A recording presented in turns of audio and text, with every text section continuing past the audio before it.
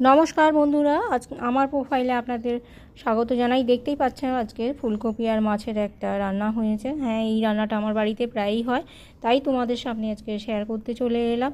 আর এই রান্নাটা আমার বাড়ির সবাই প্রত্যেকে খুব ভালোবাসে। খুব একটা পাতলা ঝোল, স্বাস্থ্যের পক্ষে খুবই ভালো, খুব তেল মশলাও এটাতে লাগে না, খুব সামান্য উপকরণেই হয়ে যায়।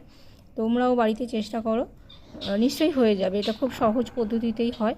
তো এই রান্নাটা দেখো কি কি লাগছে। আমি নিয়েছি ফুলকপি, আলু, টমেটো আর মাছ। ফুলকপিটাকে আমি একটু গরম জলে ভাপিয়ে নিয়েছিলাম।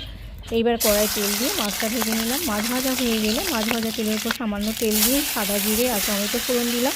তার উপর দিয়ে দিলাম সবজিগুলো, দিয়ে লবণ, হলুদ আর মশলা দিয়ে খুব ভালো করে কষিয়ে দিলাম। কষিয়ে পরিমাণ মতন জল দিয়ে দেবো, যে যেমন ঝোল খাবে।